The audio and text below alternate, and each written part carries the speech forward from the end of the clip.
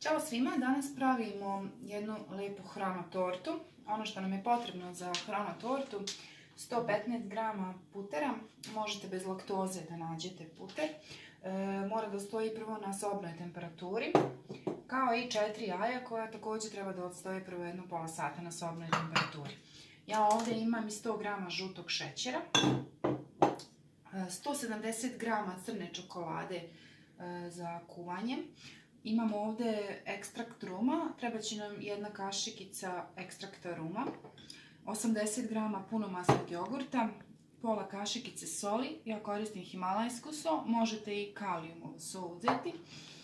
Ovdje imam 35 g henda brašna, ovdje imam nekih prilike 150 g lešnika koje trebamo da usitnimo ili da sameljemo. Ja ću ih usitniti tako što ću ovako da ih sitnim sa ovom okladnicom.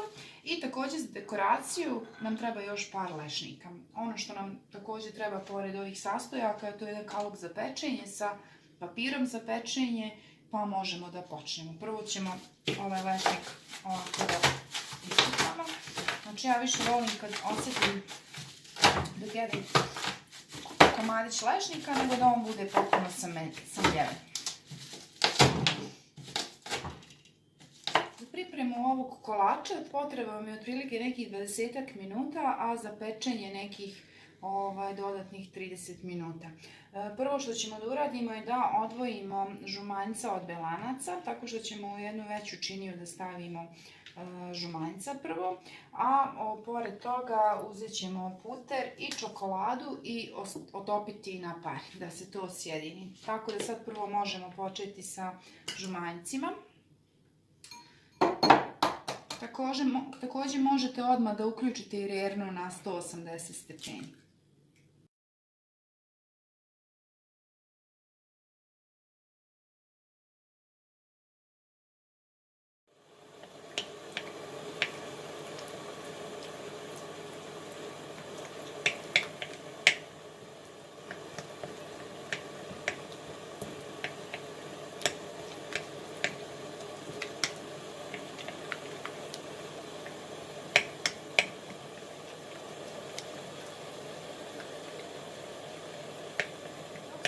Čokolada lagano istope na par i mi ćemo da umutimo žumanjca sa drugim sastojcima. Znači prvo mutimo malo žumanjca pa dodamo polovinu od ovog šećera žutog kojeg imamo na stolu.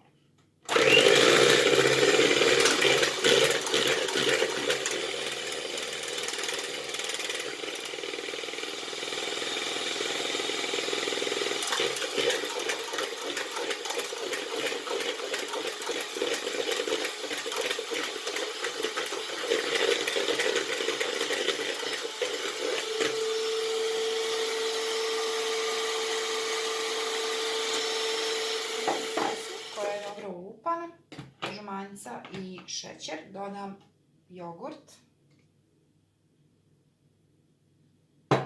so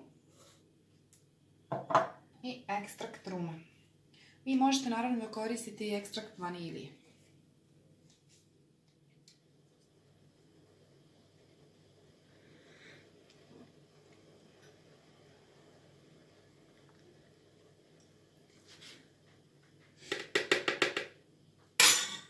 I sad ćemo to da izmutimo još jednom.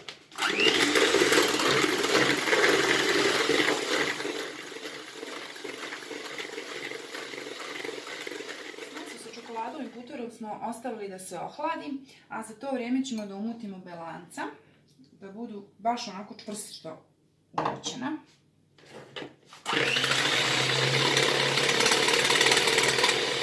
Belanca smo čvrsto umutili i polagano ćemo da dodajemo i ovaj preostali šećer. Znači malo pomalo mutimo, dodajemo i mutimo.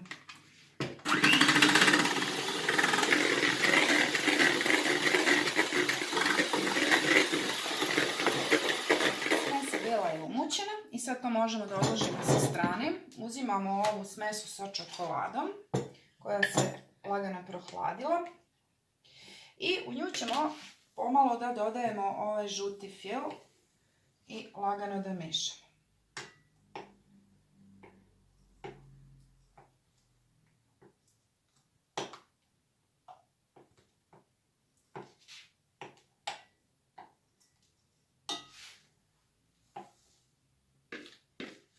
potpuno sjedinili žuti fil sa čokoladom, tu ćemo da dodamo heljino brašno, pa da dobro pomešamo.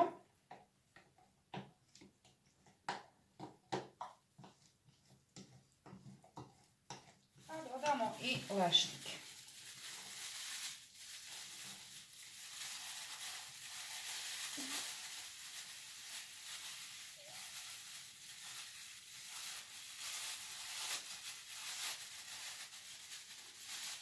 I sve to još jednom promiješamo. I sada trebamo ovaj crni fil da spojimo sa bijelim filom i bukvalno ga također jedan po jedan deo ovako mešamo. Ovako kašikom ili nekom špatulom, svejedno.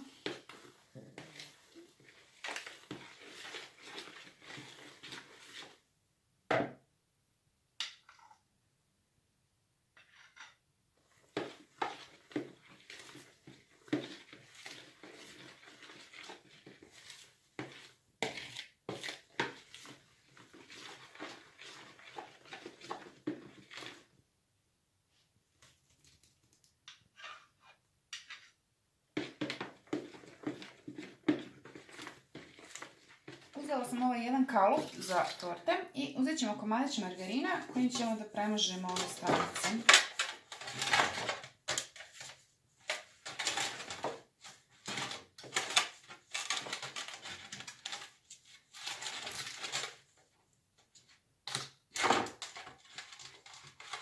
Kad smo to završili, iskružila sam komad papira za pečenje koji ću da postavim dole.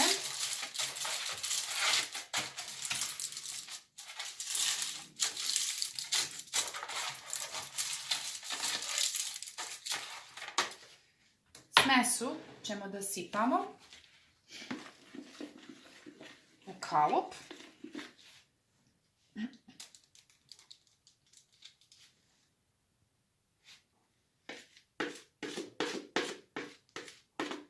Kada smo presuli smesu u kalup, stavit ćemo u rernu, kao što sam rekla, na 180 stepeni, da se peče nekih 10 minuta. Nakon 10 minuta, kad se malo smesa zapeče, posućemo ostatak ovog lešnika po samoj površini tortice i nastaviti da pečemo još nekih 20 minuta. 10 minuta izvadila sam ovo testo i posuću lešnik po njemu.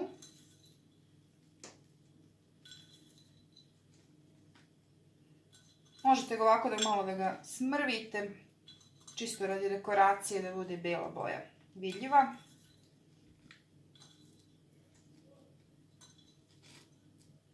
I malo ga utabate unutra, možete prstima ili viljuškom, kako god vam odgovara.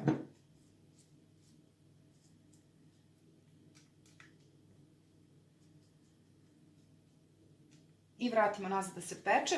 Otprilike nekih 20 do 30 minuta se peče. Znači tako što ubudete jednu čačkalicu sa strane i ona ako je suva, znači da je pečen kolač.